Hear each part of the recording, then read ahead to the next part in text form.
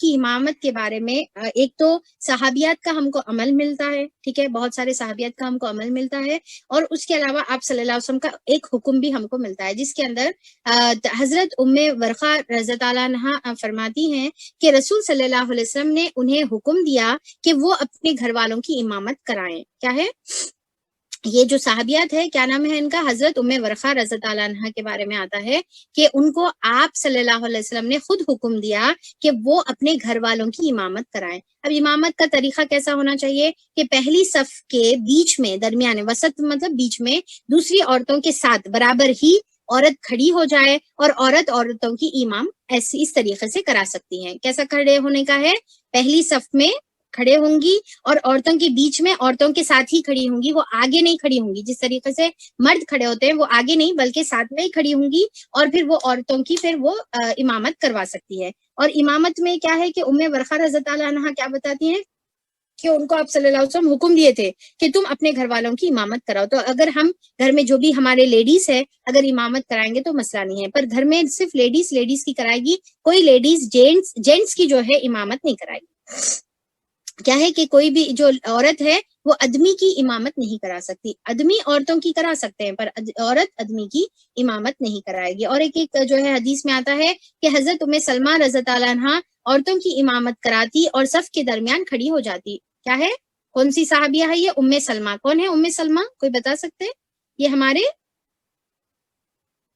کیا ہے ازواج مطہرات میں سے ایک ہے، ہمارے امہات المومنین ہے، ہماری ماں ہے، رائٹ؟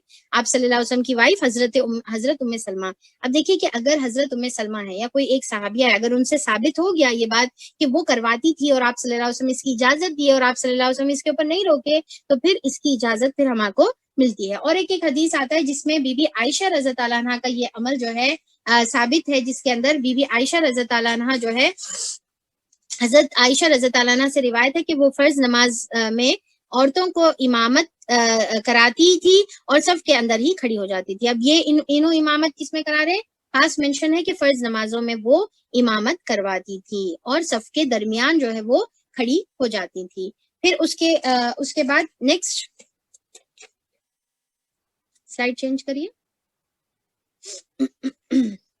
اچھا، اب اگر یہاں پر تو یہ تو ہو گیا نا کہ عورتوں کا جو ہے گھر میں مسجد میں جماعت بنا کر نماز پڑھنا، اور اس کے تمام پھر رولز جو ہے جتنے جو جماعت کے رولز ہوتے ہیں نا، وہی سیم جو ہے جماعت کے رولز اس کو بھی اپلائی ہوں گے۔ جس طریقے سے جماعت میں عورتیں نماز پڑھتی ہیں، جیسا رکوع یعنی کہ امام جو ہے اگر جہری نماز ہے تو زور سے پڑھے گا، سری نماز ہے تو آہستہ پڑھے گا، اور پھر تمام جو مقتدی ہے ان کے پیچھے فالو کریں گے، اور پھر رکوع میں جس طریقے سے خاموش پڑھا جائے گا پر باقی کی تمام تکبیرات زور سے پڑھی جائے گی، جیسے سمیع اللہ لمن حمیدہ ہے، یہ تمام چیزیں زور سے پڑھی جائے تو سیم چیزیں فالو ہوں گی۔ البتہ عورتوں کا مسجد میں جا کر آدمی امام کے پیچھے نماز پڑھنا، اس کے بارے میں کیا ہے؟ اب اس کے بارے میں بھی دیکھ لیجئے۔ عورتوں کی مسجد میں آنے کی اجازت، رسول صلی اللہ علیہ وسلم نے فرمایا کہ جب تمہاری عورتیں مسجد کی طرف جانے کی اجازت مانگے تو اس سے ہرگز منع نہ کرو۔ یہ بخاری اور مسلم کی حدیث ہے کہ اگر جانے کی اجازت، اگر تراویح کے لیے یا پھر کوئی نمازوں کے لیے یا جمعہ کے دن کے لیے یا پھر جو ہے عیدین کے لیے،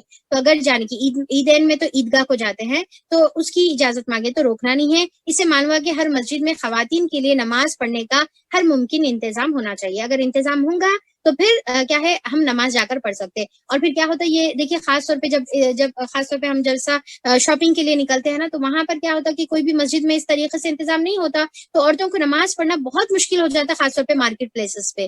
تو اگر انتظام ہو تو پھر عورتیں جائیں گی اور جا کر نماز پڑھ لیں گی، تو پھر ان کی نماز قضا تو نہیں ہوگی نا کم سے کم۔ تو انتظام کیا ہے عورتوں کا بھی ہونا چاہیے۔ اور پھر کیا ہے دوسرے اور بھی بہت سارے حدیث ملتے ہیں جس کے اندر کیا ہے کہ اگر عورتیں شرعی احکام کی پابندی کرتے ہوئے خواتین اگر نماز کے لیے مسجد جانا چاہیں تو ان کو منع نہیں کرنا چاہیے، ٹھیک ہے؟ ابھی جیسا حدیث پڑھے نا کہ عورتوں کو مسجدوں میں جانے سے منع نہ کرو، لیکن اگر پر اس کے ساتھ یہ بھی بات بتائی گئی ہے کہ لیکن ان کے گھر مساجد سے بہتر ہے۔ کیا ہے؟ کہ ان کے گھر جو ہے مسجد سے بہتر ہے۔ اب یہاں پر ایک رسول صلی اللہ علیہ وسلم کی ایک حدیث ہم لوگ پڑھ لیں گے کہ رسول صلی اللہ علیہ وسلم نے فرمایا کہ عورت کا کمرے میں نماز پڑھنا صحن میں نماز پڑھنے سے بہتر ہے، اور اس کا کوٹری میں نماز پڑھنا کھلے مکان میں نماز پڑھنے سے بہتر ہے۔ تو دیکھیں اب یہاں پر ایک جگہ پر مسجد میں جانے کی اجازت دی گئی ہے، اور دوسری جگہ یہ بھی بتایا گیا ہے کہ اگر تم گھر میں پڑھ رہے تو یہ تمہارے لیے زیادہ بہتر ہے. یعنی کہ گھر میں، اسی لیے اب ہم دیکھیں کہ ہمارے معاشرے میں بہت زیادہ گھر میں پڑھنے کا اہتمام جو ہے نمازوں کا عورتوں کا کیا جاتا ہے. اور جیسے اسپیشل اوکیشنز ہوتے ہیں، جیسا رمضان کا اسپیشل اوکیشن ہے، یا پورے ہفتے میں فرائیڈے کا ایک اسپیشل اوکیشن ہے، اس میں خاص طور پہ اہتمام کر اگر وہ جانا چاہ رہے تو اس میں روکنے کا بھی حکم نہیں ہے. تو اگر جانا چاہ رہے تو روکنا نہیں ہے، اور اگر گھر میں پڑھنا چاہ رہے تو یہ زیادہ بہتر ہے. یہ بھی بات بتا دی گئی. حضرت عبداللہ بن عمر رضی اللہ عنہ کہتے ہیں کہ رسول صلی اللہ علیہ وسلم نے فرمایا کہ عورتوں کو مسجد میں جانے سے منع نہ کرو، لیکن نماز پڑھنے کے لیے ان کے گھر مساجد سے بہتر ہیں. ٹھیک ہے، ان کے گھر کیا ہے؟ مساجد سے بہتر ہے. دوسرا اور ایک جو ہے حدیث آتی ہے کہ عورتوں کو دن کے اوقات میں جب وہ مسجد کو جو ہے جانا ہے تو اوائڈ کرنا چاہیے دن کے اوقات میں، کیونکہ وہ زیادہ جو ہے نمایاں نظر آتی ہیں. البتہ رات میں اگر وہ جانا چاہتی ہے تو روکنا نہیں ہے. جس میں حضرت عبداللہ بن عمر سے روایت ہے کہ انہوں نے فرمایا کہ عورتوں کو رات کے وقت مساجد میں آنے کی اجازت دو. یعنی کہ رات کے ٹائم پر مساجد میں آنے کی ان کو اجازت دینی چاہیے. یہ ترمذی کی حدیث ہے. تو اس کے اندر معلوم ہوتا ہے کہ دن کے ٹائم پر بھی جا سکتی ہیں، رات کے ٹائم پر بھی جا سکتی ہے. اور انفیکٹ رات کا ٹائم جو ہے جانے کے لیے، جیسا مغرب ہے، عشاء ہے، تراویح ہے، تو یہ زیادہ بہتر ہے، کیونکہ اندھیرے میں زیادہ وہ نمایاں ہو کر نظر نہیں آئے گی.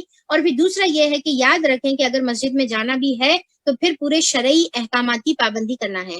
یہ نہیں کہ بغیر حجاب کے ہے، اور پھر جو ہے اسی طریقے سے بغیر خوشبو بھی لگائے ہوئے، چھن چھن کی آوازیں بھی آ رہی ہے، چوڑیوں کی آوازیں، اور جاتے جاتے جو ہے فرینڈز ہے، جیسا 2-3 لڑکیاں ساتھ میں جا رہی ہیں تو زور زور سے ہنس رہے، مذاقیں کر رہے، اور پھر بالکل یعنی کہ بے دھڑک آدمیوں کے جو ہے پارکنگ لاٹ میں جا کر آپ اپنی بائک یا اپنی گاڑی کو جو ہے پارک کر رہے. تو ایسا ایک دم سے یہ چیزوں کا اگر خیال نہیں رکھیں گے تو پھر کیا ہے، مسجد میں جانے کی اجازت ہے ہی نہیں. ویسا تو ہے ہی نہیں ویسا اگر اس طریقے سے کریں گے.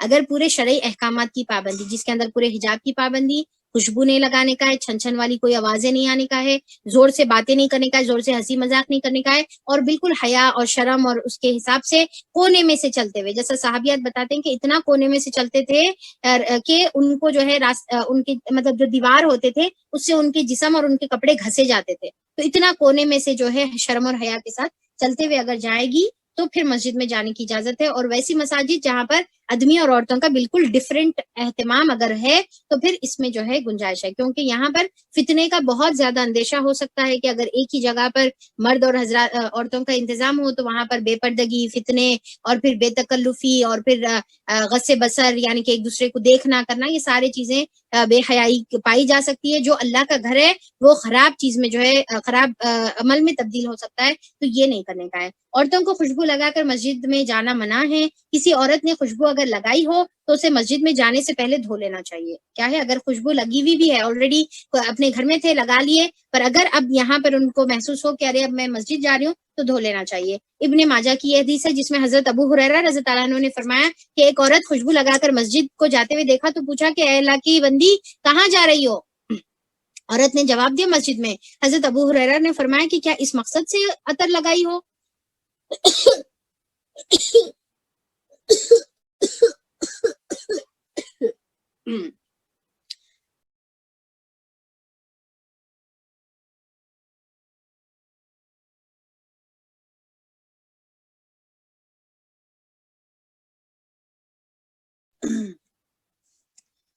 تو حضرت ابو ہریرہ رضی اللہ عنہ نے پوچھے کہ اس وجہ سے عطر لگائی ہوئی ہو؟ تو عورت نے جواب دیا جی ہاں. حضرت ابو ہریرہ رضی اللہ عنہ کہنے لگے کہ میں نے رسول صلی اللہ علیہ وسلم کو فرماتے ہوئے سنا ہے جو عورت خوشبو لگائے اور پھر مسجد میں جائے اس کی نماز قبول نہیں کی جائے گی الا یہ کہ وہ خوشبو کو دھو لے. یعنی کہ نماز ہی قبول نہیں کی جائے گی جب تک کہ وہ خوشبو کو دھو نہ لے. اب اس کے اندر اور کچھ احکامات یہ ہے کہ عورتوں کے لیے مردوں کی صف اور عورتوں کی صف الگ الگ بنے گی، اور عورتوں کی صف کہاں بنے گی؟ سب سے لاسٹ میں بنے گی. اور دوسرا، اگر جماعت چل رہی ہے مردوں کی تو عورت اکیلی پیچھے جا کر نماز پڑھ سکتی ہے. مرد کے لیے یہ اجازت نہیں ہے. مرد اکیلا ٹھہر کر پیچھے نماز نہیں پڑھ سکتا، اس کو کسی نہ کسی کے ساتھ جوائن ہو کر پڑھنا ہے. پر عورتوں کے لیے اکیلی عورت بھی پیچھے نماز پڑھ سکتی ہے. اور عورتوں کے لیے سب سے اچھی صف کیا ہے؟ پچھلی صف ہے. سب سے جو لاسٹ صف ہے عورتوں کے لیے بیسٹ صف سب سے لاسٹ صف ہے. اور سب سے پہلی صف بہت بری ہے جہاں پر آدمیوں کے برابر ٹھہرنا پڑتا.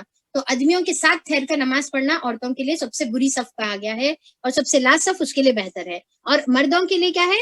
سب سے لاسٹ صف اس کے لیے سب سے بری ہے اور سب سے پہلی صف اس کے لیے سب سے اچھی ہے، ٹھیک ہے. اور اس کے علاوہ اب یہاں پر عورتوں کو جو ہے اذان دینے سے عورتوں کا اذان دینا سنت سے ثابت نہیں ہے، یہ ایک بات ہو گئی. اور دوسرا، اگر مرد اگر امام نماز پڑھاتے وقت کچھ غلطی کر دے تو عورت کیا کرے گی؟ تھالی بجا کر روکے گی، یا جس کو جو ہے تصفیق کہا جاتا ہے، یعنی کہ جس کو تصفیق کہا جاتا ہے وہ تھالی بجائے گی، ٹھیک ہے. اور آدمی اگر جو ہے امام کی غلطی کو صحیح کرنا ہے تو وہ سبحان اللہ کہے گا، اس کو التسبیح کہا جاتا ہے. تسبیح جو استعمال ہوتا ہے نا، اس کو تسبیح کہتے ہیں. اور عورت اگر روکے گی تو تالی بجا کر روکے گی، اس کو التصفیق کہتے ہیں. صحیح بخاری اور مسلم کی یہ حدیث ہے. تو یہاں یہ جو ہے، اور پھر اگر عورت اور یعنی کہ اگر شوہر اور بیوی بھی صف بنا کر اگر نماز پڑھے تو نماز پڑھنے کی اجازت ہے، پر بیوی شوہر کے برابر نہیں کھڑی ہوگی. بیوی کیا ہے؟ میاں بیوی ایک صف میں ایک ساتھ برابر بازو بازو نہیں کھڑے ہوں گے. شوہر سامنے کھڑا ہوگا اور بیوی کیا ہے؟ ان کے پیچھے کھڑی ہوگی. جس میں حضرت عبداللہ بن عباس رضی اللہ عنہ سے روایت ہے کہ میں نے نبی کریم صلی اللہ علیہ وسلم کے ساتھ نماز پڑھی. حضرت عائشہ رضی اللہ عنہ ہمارے پیچھے با جماعت نفل نماز ادا کی، جبکہ میں نبی کریم صلی اللہ علیہ وسلم کے بازو کھڑا ہوا تھا، آپ کے ساتھ نماز پڑھتا جا رہا تھا. اسے نسائی نے روایت کیا ہے. تو یہ ہماری حدیث تھی، یہاں پر ختم ہو گیا. اس سے دیکھیے اب یہ آخری وضاحت جو بہت امپورٹنٹ ہے، جو میں اکثر ہمیشہ کیا کرتی ہوں، اور وہ یہ ہے کہ اگر آپ کے گھر میں آپ کے شوہر آپ کو نماز کی جانے کی اجازت نہیں دے، حالانکہ کیا حکم ہے کہ عورتوں کو مسجد سے جانے سے مت روکو. اگر وہ اجازت مانگے تو اجازت دے دو، یہاں تک کہ رات میں بھی مانگے تو رات میں بھی دے دو، ٹھیک ہے. اب اس کا دے دو مطلب تم جاؤ اکیلے نہیں، بلکہ ساتھ میں ڈیفینیٹلی لے کے جائیں گے شوہر.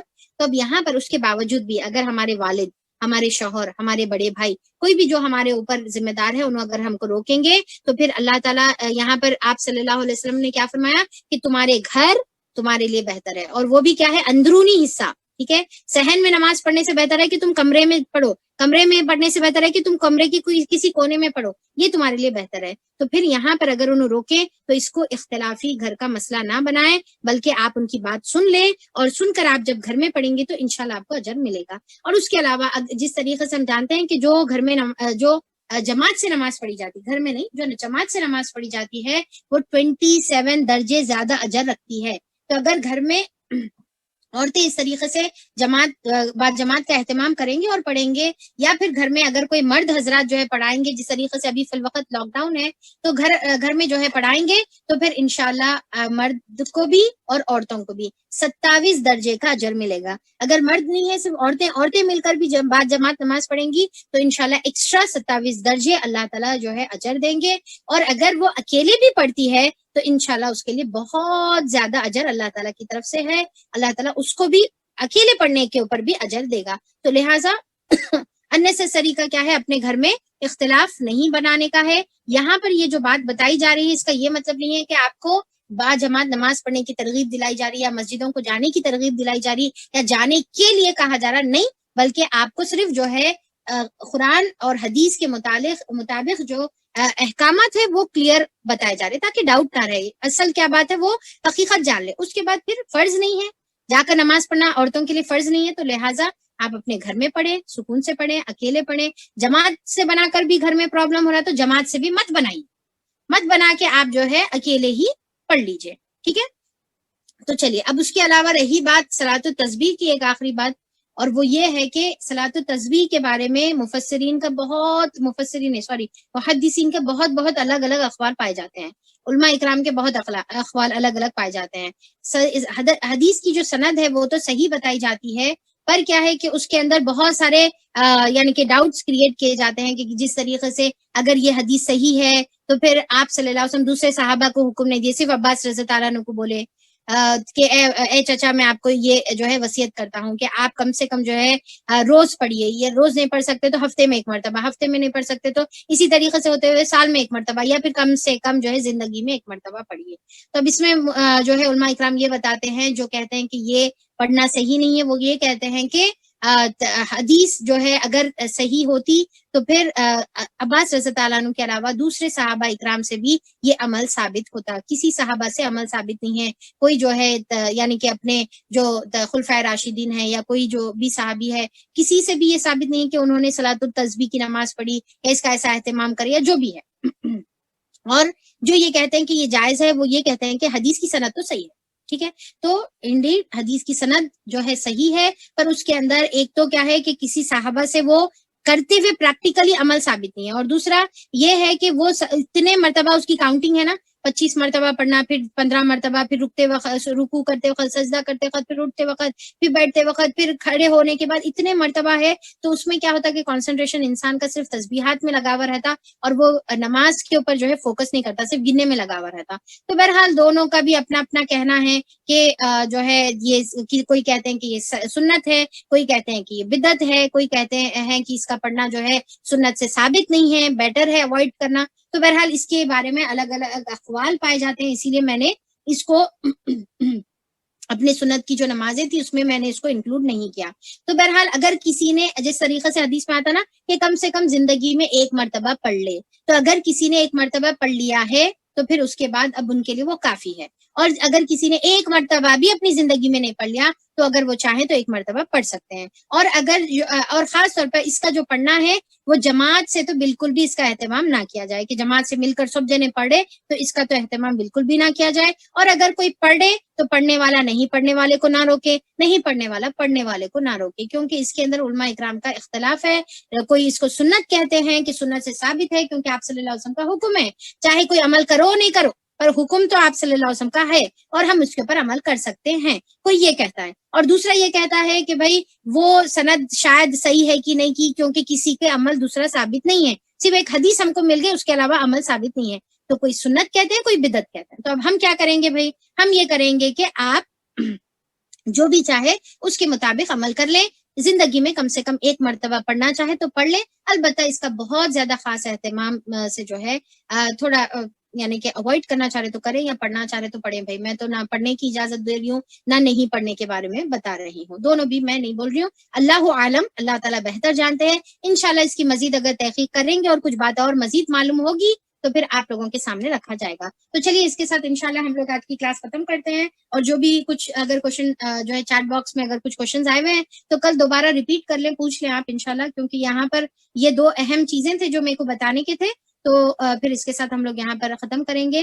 اللہ تعالیٰ سے دعا ہے کہ اللہ تعالیٰ سنتوں پر عمل کرنے والا, بدعتوں سے بچنے والا بنا. اللہ تعالیٰ ہر وہ عمل کرنے کی توفیق عطا فرما جو ہمیں تیری رضا کے قریب کر دے, اور ہر اس عمل سے بچنے والا بنا جس سے ہم اللہ تعالیٰ تو ناراض ہوتا ہے, جو تیرے لیے ناپسندیدہ عمل ہے. آمین ثم آمین. واخر دعوانا الحمدللہ رب العالمین. السلام علیکم ورحمۃ اللہ وبرکاتہ.